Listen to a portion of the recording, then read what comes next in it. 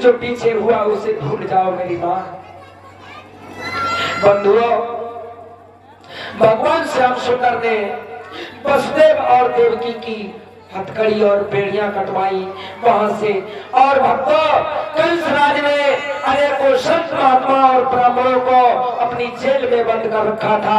आज भगवान कन्हैया ने सबको बंधन मुक्त कर दिया। बोलो गोविंद भगवान की।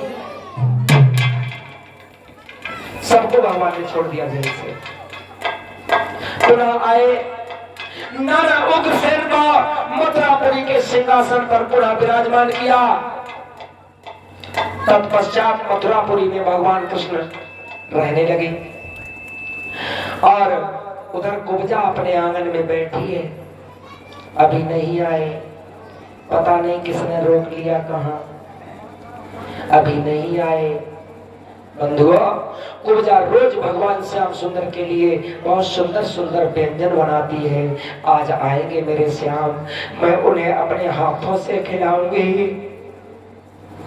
भक्तजनों, कुब्जा को काफी इंतजार करते हो गया।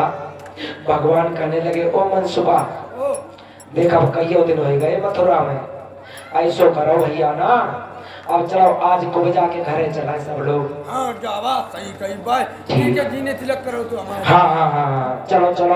भगवान कन्हैया अपनी सारी ग्वाल मंडली को साथ लेकर के कुब्जा के घर गए। भक्तों, कुब्जा ने श्याम सुंदर को अपने आंगन में आया देख बहुत खुश हो गई। और कुब्जा ने पहले से ही भगवान को हर रोज बनाती थी कुछ न कुछ खिलाने के लिए, इंतजार करती थी, नहीं आते थे तो आसरा टूट जाता था। कुब्जा ने भगवान श्याम सुंदर के पैरों को धोया, अपने पल्लू से पैरों को पोंछा, पैरों से धोए हुए जल को पंचामृत बना के पान किया। श्याम सुंदर को सुंदर फूलों की सेज पर बैठाया, अपने हाथों से मुरली मनोहर को भोजन करने लगी। मनसुबा कहने लगा, ओ कन्हैया, तू ही अकेले खाता रहेगा कि किसी और को भी खिलवाएगा? भगवान कहने लगे, देख तेरी बोलने की आदत ज्यादा है मनसुबा, तू इंतजार बिल्कुल नहीं करता, तू उतावला बहुत रहता है। और भक्ता, भगवान की ग्वाल मंडली में मनसुख सबसे ज्यादा हंसोड़ा था, सबसे ज्यादा मजाकी था। भक्तजनों, आज कन्हैया ने कहा, कुब्जा, इन सब के मन में ये रह जाएगा कि कन्हैया ने अकेले तुम्हारे हाथों से खा लिया, इन सबको खिलाओ। भक्तजनों, आज कुब्जा ने अपने हाथों से सबको खिलाया। सबने बड़े आनंद से कुब्जा के घर में भोजन किया। भोजन करने के उपरांत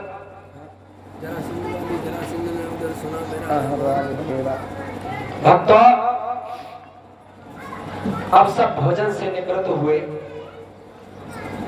भगवान कन्हैया कहने लगे, मनसुख भैया, अब आए सोकरा घर के लोग 4-5 दिन हो गए यहाँ मथुरापुरी में, अब तुम जो है नंद बाबा के संग सब लोग जो है चले जाओ वृंदावन, और हमारी यशोदा मैया बहुत इंतजार कर रही होगी, और तुम्हारे घर वाले भी सब इंतजार कर रहे होंगे, पता नहीं कंस ने क्या कर दिया, क्या हो गया होगा, सब चिंता में डूबे होंगे।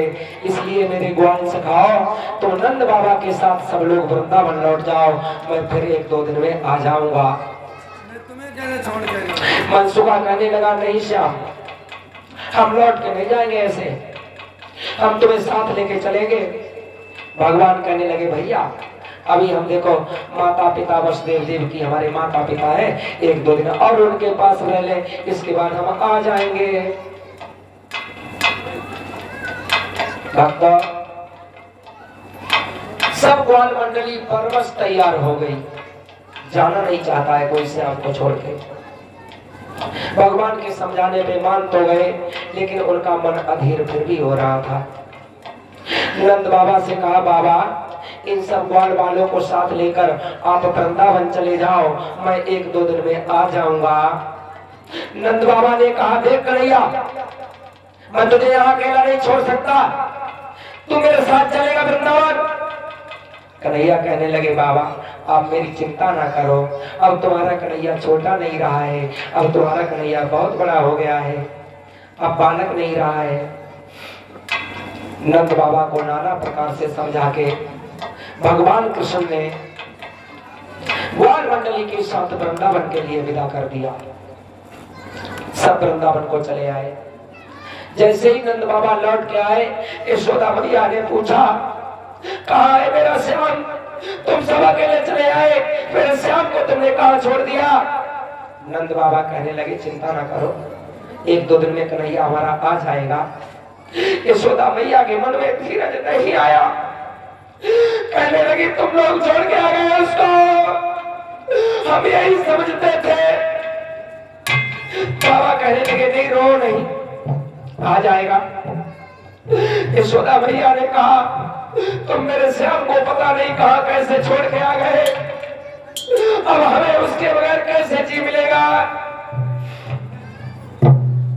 भक्ता समाधीन हो गए। माँ की ममता ही ऐसी होती है। संसार में अगर कोई सबसे बड़ा है तो वो माँ है। माँ से बड़ा कोई नहीं है। ये मंदिर में बैठी माँ हर बात सुनती है। मैं आपको बताना चाहूंगा, पत्थर की महज मूर्ति मत समझना, ना ही ये समझ लेना कि इस मंदिर में कुछ नहीं है, ये कभी मत समझना। इस मंदिर में माँ है जिसने मेरी आवाज को सुना है।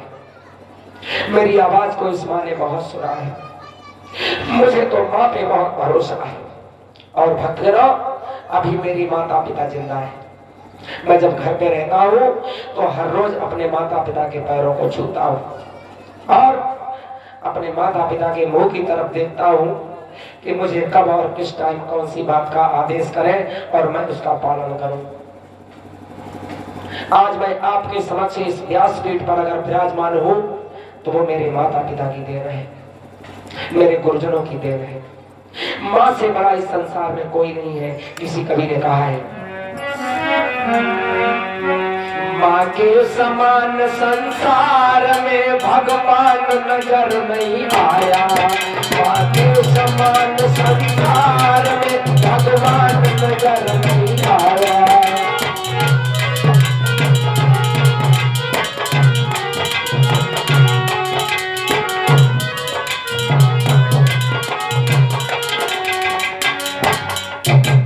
भैया भगवान के श्री चरणों में मुद्राएं अर्पित कर रहे हैं। भगवान इनकी हर मनोकामना पूर्ण करे।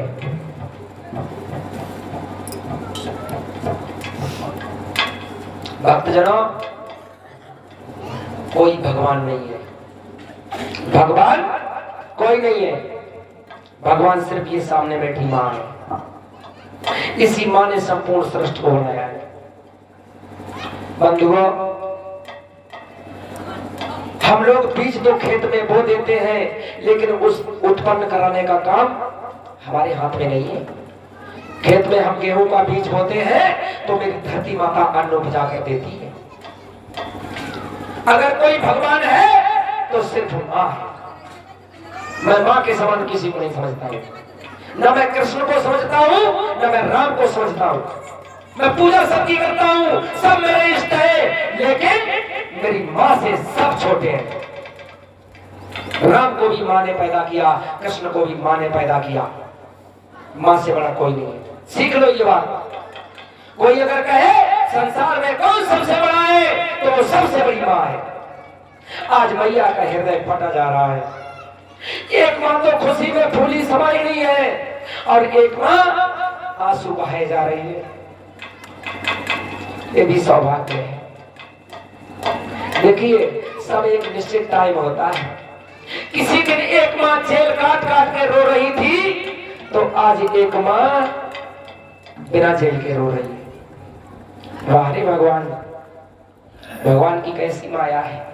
वो कब क्या कर दे किसी को पता नहीं है। क्षण मात्र का पता नहीं है, एक पल का पता नहीं है। किसी कवि ने कहा है, अरे पल से पल में क्या हो जाए, इस पानी भरे शरीर का कोई पता नहीं, तकदीर का कोई पता नहीं, तकदीर का।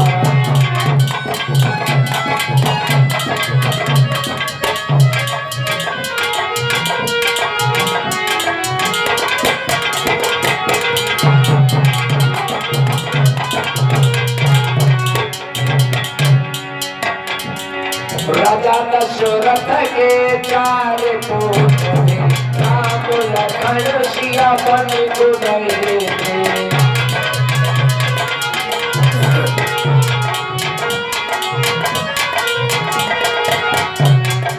राजा दशरथ के 4 पुत्र थे राम लखन सिया बन गए थे।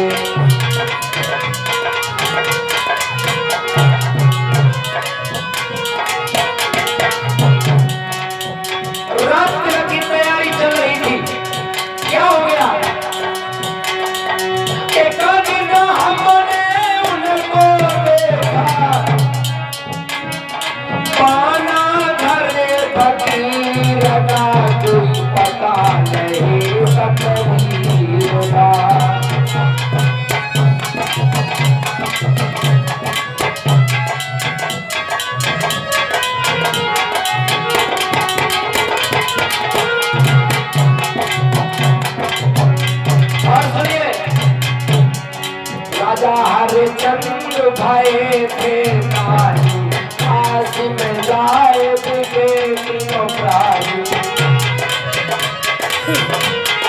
अयोध्यापुरी के चक्रवर्ती सम्राट थे हरिश्चंद्र। राजा हरिचंद्र भय थे नारी आस में जाए बिके तीनों प्राणी।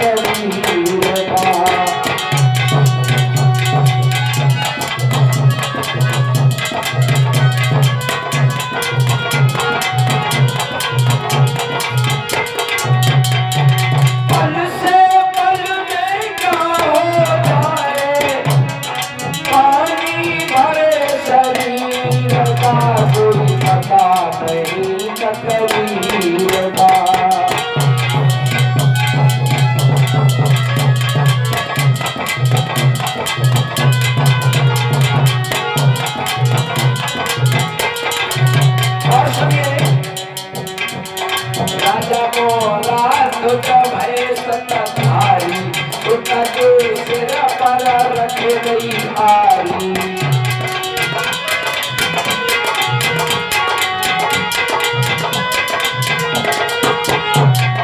राजा मोरा तुझ भय सतधारी उनके सिर पर रख गई आरी।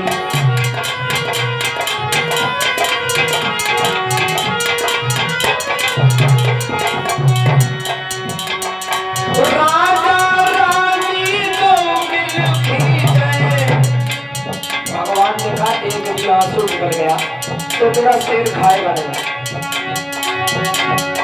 राजा रानी को मिल खींचे खून गिरा नहीं नीर का कोई पता नहीं कतरी।